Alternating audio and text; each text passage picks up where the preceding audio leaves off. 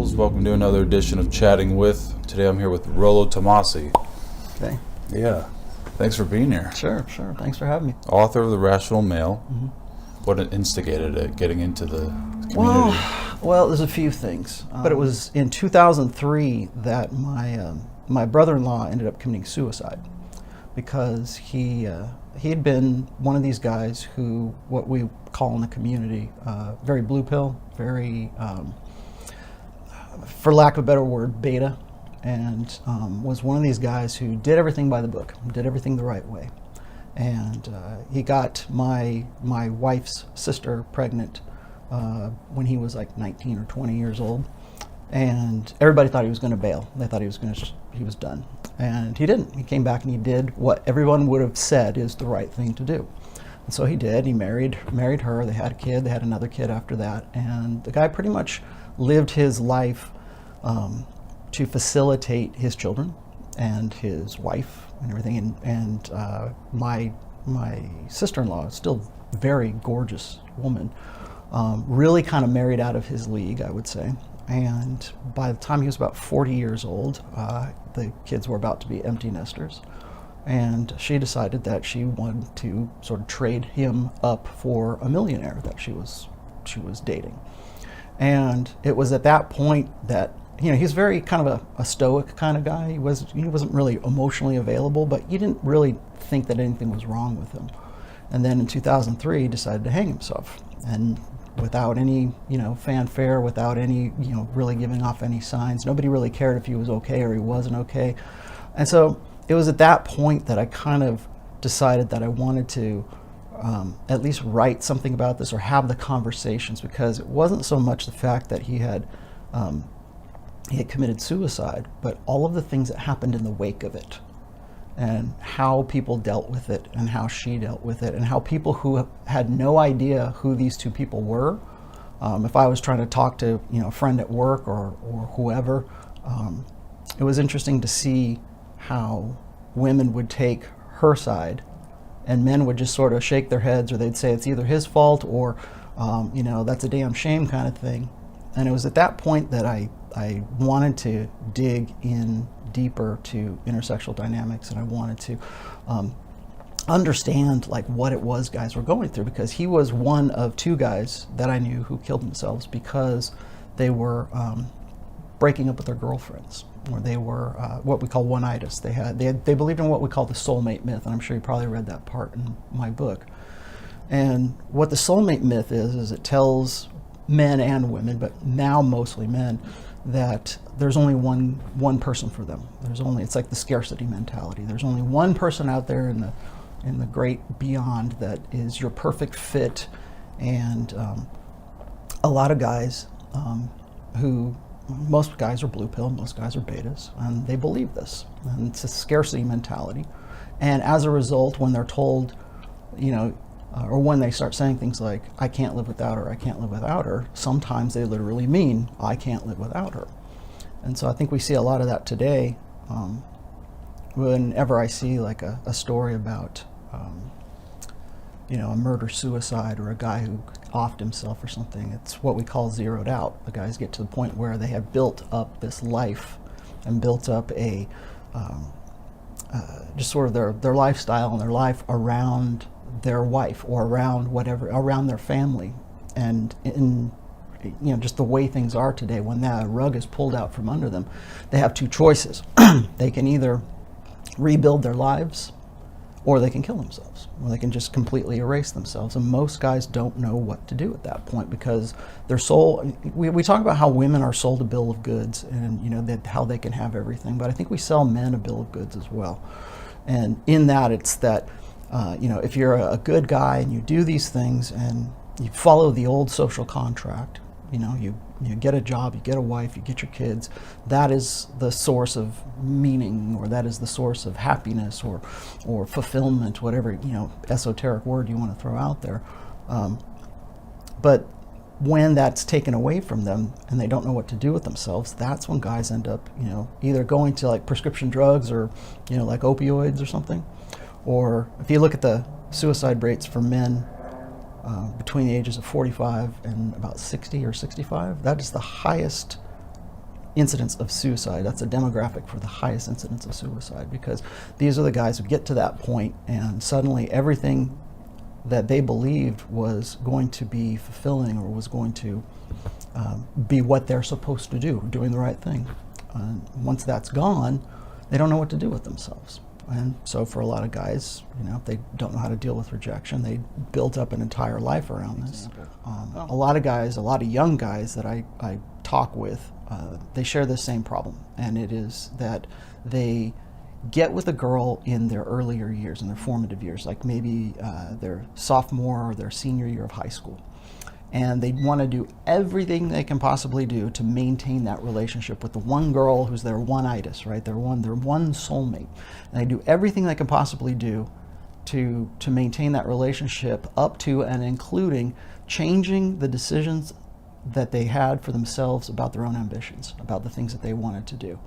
And if you read the third book, I talk about this quite a bit, is what most guys do is they are brought up in a social order that teaches them to be useful, to be I don't like servile, but be a utility to women. And so as a consequence of that, you see these guys who will get into relationships and they'll change their major so they can go and be at the same college as their girlfriend, or they'll turn down a job or some kind of opportunities in order to facilitate a relationship, because they believe that that is their highest goal, or that is their highest calling. And the reason that they do that is because their mental point of origin is not themselves, it is the woman that they're with. Whether it's their mother or womankind. I use the term the feminine imperative as sort of a catch-all for just womankind. And in doing so, guys will put off their own ambition, they'll put off themselves to the point where when they're faced with an important decision, the first thing that jumps into their head is not themselves or how things will affect them, but how it will affect their relationship, or how it will affect their potential relationships even with women. Even if the guy doesn't have a girlfriend, how is that decision going to help him solve his reproductive problems? And so when I stopped thinking about that, when I started putting myself first and I started making myself my own primary interest, that's when I find out that I'm doing a whole lot better.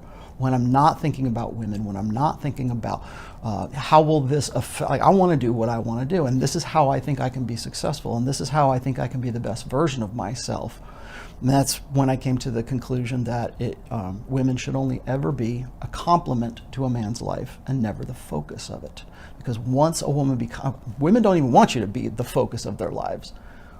But once that happens, then you can't say no to that. A lot of guys get into relationships right now where they can't say no because of either legalities or their family situation, or they've got kids, or whatever. They get to the point where they cannot say no about things. And I think a lot of that stems from guys not making themselves the first thing that jumps into their head when they're faced with a decision. So that's why I came up with the term mental point of origin. So I'm sure you probably heard like Tony Robbins or some of these guys who are what we call success porn guys. These are guys who are saying, you got to put yourself first. You got to be number one. You got to be the prince. You got to be the prize. Those kinds of things. And all of that is really good motivational speaking, but it doesn't solve the problem that you need to internalize the idea that when you are faced with a decision, that you reflexively think of yourself. This is what I call internalizing the red pill. It has to be something that's that becomes a part of your personality.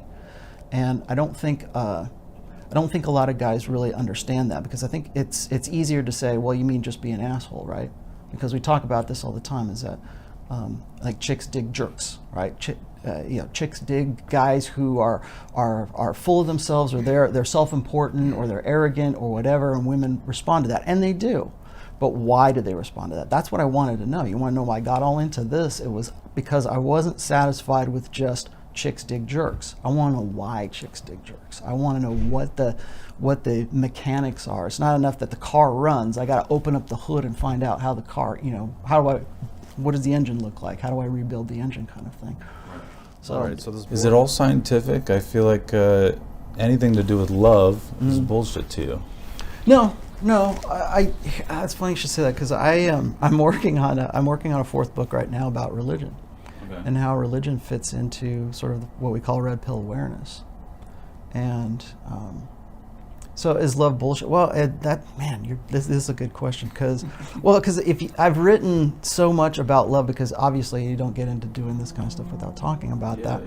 Yeah. From a strictly scientific point of view, love is just a series of chemical reactions that are meant to facilitate a man and a woman getting together and ensuring the survival of their offspring.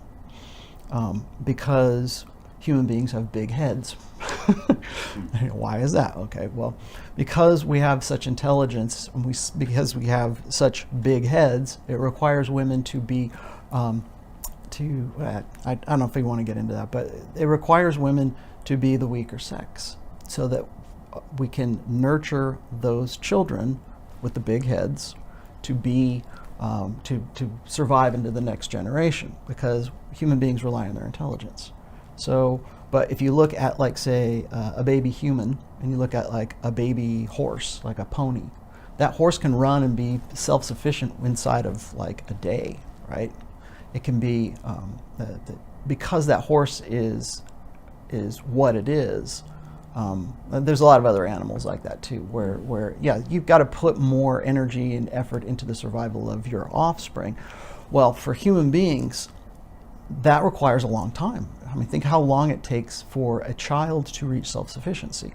So what happens is you've got to have an invested father and an invested mother in the survival of that kid.